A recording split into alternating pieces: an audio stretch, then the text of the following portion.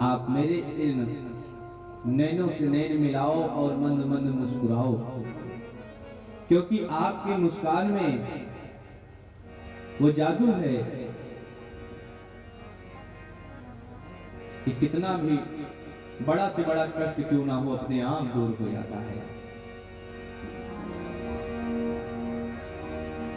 कि नैन से नैन अब तो मिलाओ। कौन कौन भगवान से नजरें मिलाना चाहता है?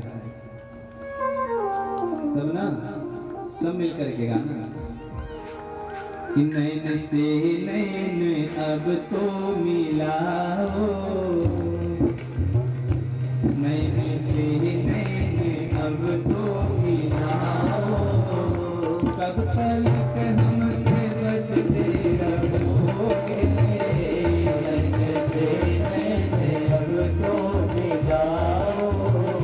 कब तक हमसे बचते रहोगे, हम चुरा लेंगे दिल को तुम्हारे, हम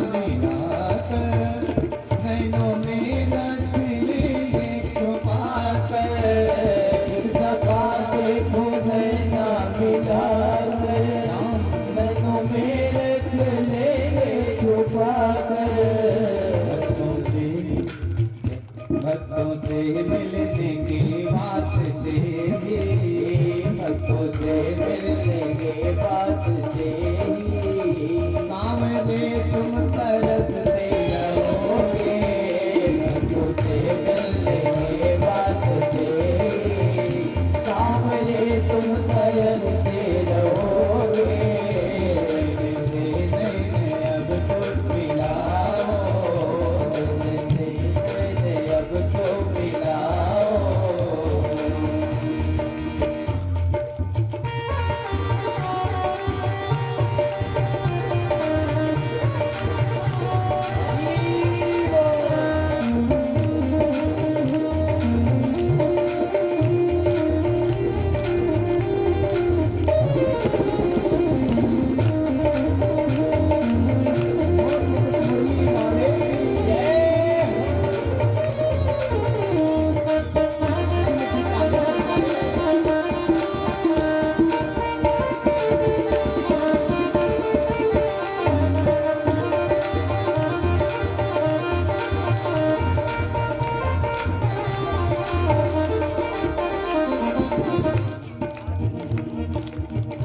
माना लाखों तुम्हारे हैं आशिक, हमसा आशिक न पर देखा होगा। माना लाखों तुम्हारे हैं आशिक, हमसा आशिक न पर देखा होगा। माना लाखों तुम्हारे हैं आशिक, हमसा आशिक न पर देखा होगा। माना लाखों तुम्हारे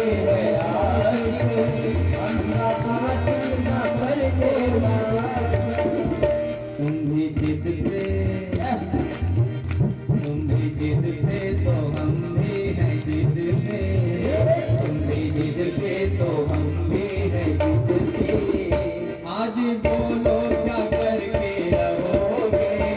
तुम भी जिद पे तो हम भी हैं जिद पे, आज बोलो क्या करके रहोगे।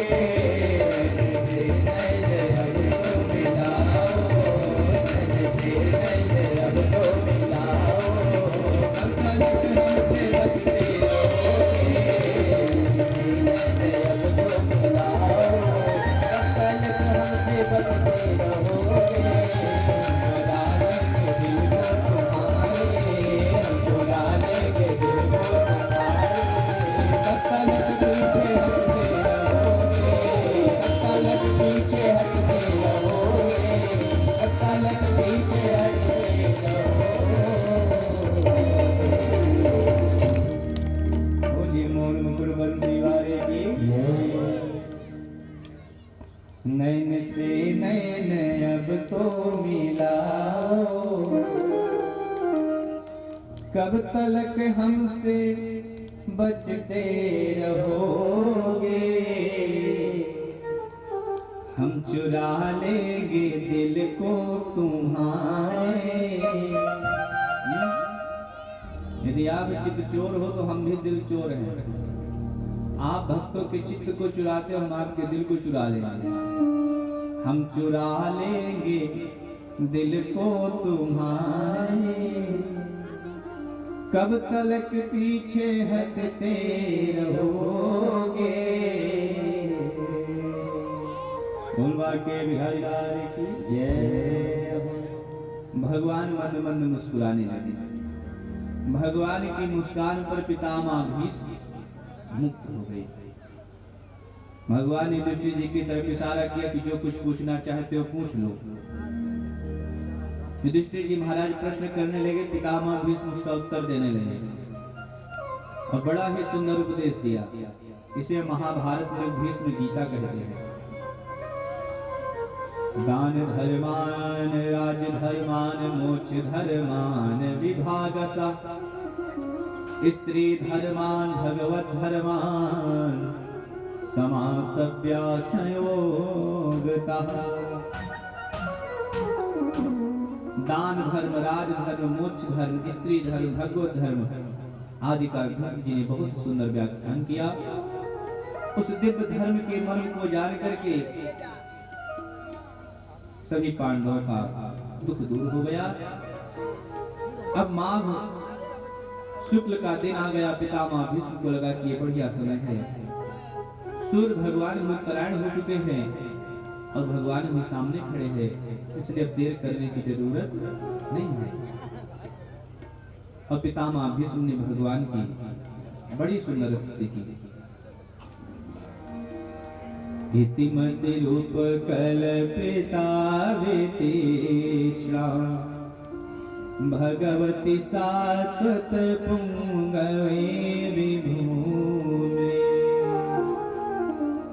स्वसुख मुपगते क्वचित् विहर्तुं प्रकृत मुपेयुष यदभो प्रवाह।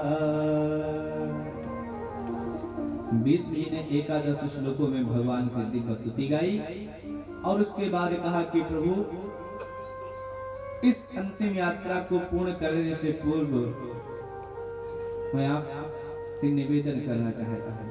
भगवान ने कहा कहो। पितामह भीष्म ने कहा प्रभु मैं अपनी पुत्री का विवाह करना चाहता हूँ। भगवान ने कहा दादाजी आपका तो विवाह भी नहीं हुआ, पुत्री कहां से आ गई? पितामह भीष्म ने कहा प्रभु इतमति रूप कल्पिता वितीक्ष्णा, मैं अपनी इस मति रूपी पुत्री का विवाह करना चाहता हूँ। भगवान ने कहा तो अभी इसके लिए फिर आपको वर भी ढूंढना पड़ेगा। पितामह भीष्म ने कहा नहीं पड़ी, वर मैंने ढूंढ लिया और मैं अपनी ये मति आपके श्री चरणों में समर्पित करता हूँ। आप कृपा करके मेरी इस निर्मल मति को स्वीकार करें। भगवान ने पितामह भीष्म की उस निर्मल मति को स्वीकार किया और पितामह भीष्म भगवान की उस दिव्य छवि को हृदयंगम करके परम धाम को गए। बोलिए भक्तवत्सल भगवान की जय। और हम सब भी भगवान से ही प्रार्थना करें कि प्रभु हम सबके इतने अच्छे कर्म तो नहीं है कि आप आ जाएं अंत समय में, लेकिन इतनी कृपा जरूर कर देना प्रभु। आप ना आए, आप आए चलो ठीक है, पर अंत समय में आपका नाम जरूर आ जाए। इतना तो करना स्वामी, चलो प्राण तन के लिए गोविंद नाम लेके प्राण तन के लिए भगवान से प्रार्थना करें। भगवान पितामह भीष्म के द्वारा पांडवों के दुख का निवारण करवाकर अपने प्रिय भक्त भीष्म का अंतिम मनोरथ पूर्ण करते हुए पुनः पांडवों से अनुमति लेकर के द्वारका में भगवान का भव्य स्वागत हुआ। भगवान सबसे यथायोग मिले। सौनक जी ने कहा कि महाराज परीक्षित का क्या हुआ? तब सूत जी को याद आया, अरे हम तो भूल ही गए थे। भगवान की कृपा से वे बालक मां की गर्भ में एकदम सुरक्षित रहा। समय आने पर उसका जन्म हुआ। विप्र देवताओं ने उसका जात कर्म संस्कार किया और उस बालक का क्या नाम रखा? विष्णुरात। क्या नाम रखा? विष्णुरात। पर वह बालक जिसकी गोदी में जाए उसे टुकुर टुकुर देखे। ये जो चतुर्भुजी गर्भ में आए थे रक्षा करने के लिए, वो कहाँ है? वो कौन है? परीक्षण करता तो उसका नाम परीक्षित पड़ गया। इधर अर्जुन भगवान को छोड़ने के लिए गए थे द्वारका। 6 महीने हो गए, ना तो अर्जुन लौट करके आया, ना कोई पत्र ही आया। चारों भाई परेशान हो गए, आपस में चर्चा कर ही रहे थे। इतने में देखा कि सामने से अर्जुन आ रहे हैं। चारों दौड़कर अर्जुन के पास पहुंचे, लेकिन जब अर्जुन के पास पहुंचे तो बड़ा आश्चर्य हुआ, क्योंकि अर्जुन की आंखों से अश्रुपात हो रहा था। अर्जुन रो रहे थे। चारों ने बारी बारी से पूछना प्रारंभ किया, क्या बात है, आप क्यों रो रहे हो? क्या आप किसी भूखे को भोजन कराए बिना स्वयं भोजन पा लिए? क्या आपके द्वारा किसी ब्राह्मण देवता का अपमान बन गया? आप बोल क्यों नहीं रहे हो? क्या किसी शरणागत की रक्षा करने में आप असमर्थ रहे? क्या बात हो गई? सब ने बारी बारी से पूछा तो अर्जुन ने यदुवंश के संहार की कथा विस्तार से सुनाई। और जैसे ही कुंती मैया ने यह सुना कि भगवान अपनी लीला संपन्न करके परम धाम को चले गए, तो तुरंत कुंती मैया भगवान की उस दिव्य छवि को हृदयंगम करके गोविंद के चरणों का ध्यान करते हुए अपने पंच भौतिक शरीर का त्याग कर दिया। बोलिए भक्तवत्सल भगवान की जय।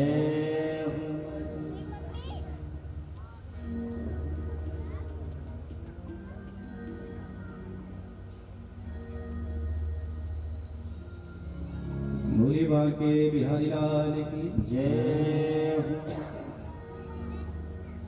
पांडव भी तुरंत द्रौपदी को साथ लेकर परीक्षित को सत्ता का भार सौंपकर स्वर्गारोहण करते हुए परम धाम को प्राप्त हुए। महाराज परीक्षित ने छोटी सी आयु में ही प्रजा का पालन करना प्रारंभ किया। एक दिन मन में विचार आया कि चलो चल कर के देखें कि प्रजा का क्या हाल है। मंत्री और कुछ सिपाहियों के साथ, सैनिकों के साथ भ्रमण पर निकले। चारों तरफ परीक्षित जी को अपने पूर्वजों की प्रशंसा सुनने को मिली। और जब नगर के बाहर निकले तो क्या देखा कि एक गाय और बछड़े को एक व्यक्ति खूब पीट रहा है डंडे से। बैल की तो ये स्थिति हो गई कि उसके 3 पैर टूट गए हैं, एक ही पैर बचा है। इस दृश्य को जब परीक्षित जी ने देखा तो उनकी आंखें लाल हो गई क्रोध से। बताओ, जिन गौ माताओं की सेवा करने के लिए मेरे गोविंद वन में नंगे पांव पहले घूमे, आज उनके जाने के बाद इन गौ माताओं पर इतना बड़ा अत्याचार, मैं इसे नहीं छोड़ूंगा। उस गाय और बछड़े के पास पहुंचे। परीक्षित जी ने कहा, हे गौ माता, आप दोनों साधारण गाय और बछड़े नहीं हैं। मैंने आप दोनों की बातें सुनी है, आप कृपा करके अपना परिचय दो। तब गौ माता ने कहा कि मैं पृथ्वी देवी हूँ और ये जो वृषभ है, बैल है, ये धर्म है। अच्छा ध्यान देना, बैल के कितने पैर होते हैं? 4। और ये बैल किसके रूप में है? धर्म के रूप में। धर्म के भी 4 स्तंभ होते हैं, सत्य, तप, दया और दान। ये 4 स्तंभ हैं धर्म के। पर उस बैल के एक ही पैर बचा था, 3 टूट गए थे। मतलब जब सतयुग गया तो उसी के साथ सत्य भी चला गया। कोई सत्य बोलने को राजी नहीं है। त्रेता गया, उसी के साथ तप भी चला गया। द्वापर गया तो उसी के साथ दया भी चली गई। अभी कलयुग है, इसमें केवल एक ही चीज बचा है, दान। इसीलिए जेन केन विद्येने दान करे कल्याण। कलयुग में दान करने से ही कल्याण होगा। अब ये मत सोच रहे हैं कि महाराज जी अपने लिए बता रहे हैं। बोलो राधे राधे।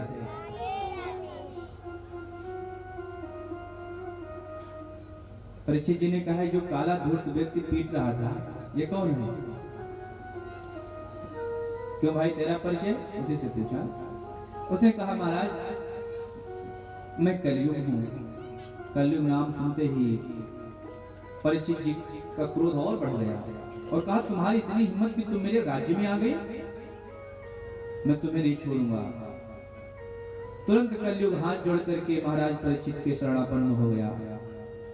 और शरणागत की रक्षा करना ये क्षत्रिय का धर्म है, ऐसा समझ करके परीक्षित जी ने उसे छोड़ दिया। कहा, भाई तुम क्यों आ गए? कलयुग ने कहा कि महाराज मेरा भी समय हो गया और इस पूरी पृथ्वी पर आपका ही राज्य है, मैं कहां जाऊं? हे प्रभु मैं शरण में आया हूं, आप जो स्थान दे दोगे मैं उसी में रह लूंगा। परीक्षित जी ने कहा अच्छा ये बताओ आपके अंदर गुण कितने हैं, अवगुण कितने हैं। जैसे हम किसी जॉब के लिए जाएं, नौकरी के लिए, तो वहां पूछा जाता है ना कि आप कितना पढ़े हैं, कौन कौन सी डिग्री आपके पास है, उसी अनुसार आपको नौकरी मिलेगी, है कि नहीं। परीक्षित जी ने कहा तो आपके अंदर गुण कितने हैं, अवगुण कितने हैं वो बताओ, उसी हिसाब से मैं आपको स्थान दूं। कलयुग हाथ जोड़ करके बोला महाराज अवगुणों की तो मत पूछो, अवगुणों की तो मैं खान हूं। अच्छा पर महाराज एक गुण है मुझे में, कौन सा गुण है भाई बताओ। कलयुग ने कहा महाराज यत् फलम नास्ति तपसा न योगेन समाधिना तत् फलम लभते सम्यक कलव के सब कीर्तना।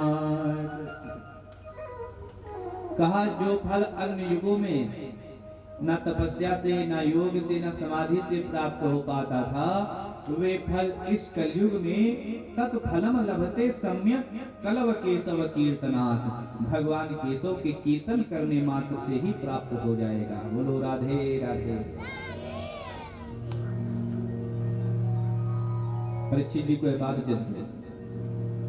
कहा भाई आपका गुण मुझे बहुत अच्छा लगा, मैं आपको रहने के लिए 4 स्थान दे रहा हूं। दोतम मानम स्त्रियः सूना यत्र धर्मस् चतुर्विधा, जहां पर जुआ खेला जाए वहां पर आप निवास करो, इसलिए जुआ नहीं खेलना चाहिए। और अब तो हमारे जो बड़े बड़े सेलिब्रिटी लोग हैं वो तो जुआ खेलने के लिए युवाओं को प्रेरित करते हैं। ड्रीम 11 पे टीम बनाओ और करोड़पति बन जाओ, कर रहे हैं ना। जुआ नहीं खेलना चाहिए, इसमें कलयुग वास करता है, सब समाप्त हो जाएगा। जहां मदिरा पान है दूसरा स्थान, इसलिए मदिरा पान भी नहीं करना चाहिए। लेकिन अब तो क्या है कि जब तक मदिरा पान नहीं करेंगे तब तक लोग हमको जो है बड़ा व्यक्ति कैसे समझेंगे। ये तो बड़ी समस्या है। तीसरा स्थान बताया जहां पर वैश्यागमन हो, लंपट पुरुष रहते हैं। चौथा जहां पर हिंसा होती हो। ये 4 स्थान दे, इन 4 स्थानों में कलयुग वास करता है। कलयुग ने कहा महाराज आपने जैसी शकल देखी वैसे स्थान दे दिए। अरे एक गुण मेरा आपको बहुत पसंद आया तो कम से कम एक अच्छा सा स्थान दे दो। महाराज परीक्षित प्रसन्न थे, कहा ठीक है जो मांगो। इसलिए ध्यान देना प्यारे, कभी अति प्रसन्नता में किसी को वचन नहीं देना चाहिए, सावधान रहना चाहिए वहां पे। कहा ठीक है आप जो स्थान मांगोगे वही स्थान मिल जाएगा। कहा कि प्रभु स्वर्ण में और स्थान मिल जाता तो अपना काम बन जाता। कहा ठीक है जाओ स्वर्ण में स्थान। तो कलयुग को कितने स्थान मिल गए? कितने? 5। अब एक दिन महाराज परीक्षित स्वर्ण मंडित मुकुट धारण करके शिकार खेलने के लिए गए। अब एक और बात बता दे आप सबको कि स्वर्ण में भगवान का भी निवास होता है। भगवान कहते हैं धातुओं में मैं स्वर्ण हूं, और फिर स्वर्ण में कलयुग भी वास करता है। ये कैसे संभव है? तो कहा जो स्वर्ण हम ईमानदारी से, मेहनत से प्राप्त करते हैं उसमें तो गोविंद वास करते हैं, और जो हम बेईमानी करके, चोरी करके, लूट करके, किसी को मूर्ख बना करके लाते हैं उसमें कलयुग वास करता है और वो सर्वनाश कर देता है। यही बात समझ में? तो ये जो मुकुट आज महाराज परीक्षित धारण किए, ये छीना हुआ मुकुट है, जरासंध का छीना हुआ मुकुट है। इसलिए इसमें कलयुग वास कर गया। शिकार खेलने के लिए गए,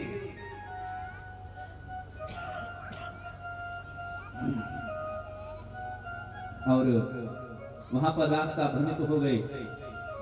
जोर की प्यास लगी, समीक मुनि के आश्रम पर पहुंचे। समीक मुनि समाधिस्थ बैठे थे।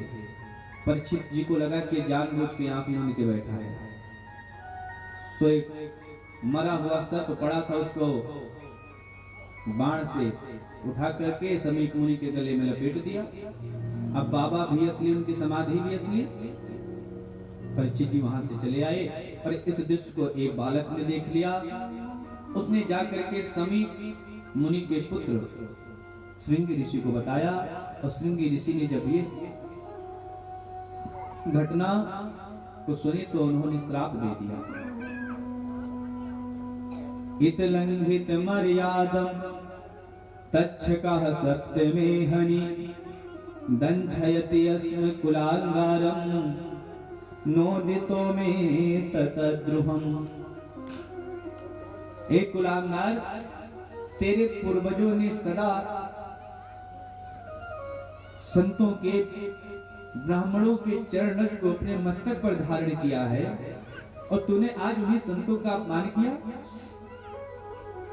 या मेरा श्राप है, आज के 7वें दिन तक्षका सप्त में हनी, तक्षक सर्प के काटने से हमारी मृत्यु हो जाएगी। और ये बात जब समीक मुनि को पता चली तो उनको बड़ा कष्ट हुआ। कहा, बेटा तूने बहुत गलत कार्य कर दिया। एक शिष्य को भेज करके महाराज परीक्षित को अवगत कराया। परीक्षित जी को जब ये पता चला कि मुझको श्राप लग गया है, तो तुरंत सब कुछ छोड़ करके गंगा नदी के किनारे आकर के बैठ गए। और जब ऋषियों को पता चला कि हमारे सम्राट को 7वें दिन मरने का श्राप लग गया है, तो जितने सिद्ध कोटि के दिव्य महापुरुष थे, अत्रि, वशिष्ठ, पराशर, भृगु, परशुराम, विश्वामित्र आदि सब दौड़े दौड़े आ गए। परीक्षित जी ने सबसे यही प्रश्न किया कि म्रियमाण को क्या करना चाहिए। सब आपस में चर्चा कर रहे थे। इतने में ऋषि मुनियों के बीच में श्री सुखदेव जी महाराज प्रकट हो गए। बोलिए सुखदेव भगवान की जय। तत्रा भवद भगवान व्यास पुत्रो यदृच्छया कामट मानोऽनपेक्षः अलज्झ लिंगो निजलाभ तुष्टो वितश्च बालैरवधूत वेशः। जैसे ही सुखदेव जी का आगमन हुआ, जितने भी सिद्ध कोटि के संत गंगा तट पर बैठे थे, सबके सब खड़े होकर सुखदेव जी की जय जयकार करने लगे। परीक्षित को बड़ा आश्चर्य हुआ कि ये 16 वर्ष का बालक आया और ये 10-10 हजार वर्ष के दीर्घायु वाले महात्मा खड़े होकर इसका स्वागत कर रहे हैं। इसका मतलब ये बालक साधारण नहीं है। परीक्षित जी ने भी स्वागत किया, आसन पर बिठाया, पूजन किया, और सुखदेव जी से भी यही प्रश्न किया, क्या कि महाराज जिसकी मृत्यु 7 दिन में होने वाली, उसे क्या करना चाहिए? म्रियमाण को क्या करना चाहिए? किसका ध्यान करना चाहिए? किसका पूजन करना चाहिए? किसका गान करना चाहिए? इन सभी प्रश्नों को परीक्षित जी ने सुखदेव जी से किया। सुखदेव जी ने जब इन प्रश्नों को सुना तो गदगद हो गए। गदगद होकर के बोले, परीक्षित बरीयानेश ते प्रश्न क्रतो लोकाहितो निप आत्मविद सम्मतः पुंसां श्रोतव्यादिसूया परः। सुखदेव जी ने कहा, परीक्षित बरीयानेश ते प्रश्न, आपका ये प्रश्न बड़ा ही उत्तम है। क्यों? क्योंकि ये जो आपने प्रश्न किया है ये अपने लिए नहीं किया है, तो क्रतो लोकाहितो निप। हे राजन, ये जो आपने प्रश्न किया है ये लोकाहितो, कि लोक के हित के लिए किया है, लोक मंगल के लिए किया है। अब कुछ लोग ये सोच रहे होंगे कि 7 दिन में मरना परीक्षित को है, तो इसमें लोक हित कहां से आ गया? तो विचार करो प्यारे, तो होना चाहता हो और क्या करे भगवान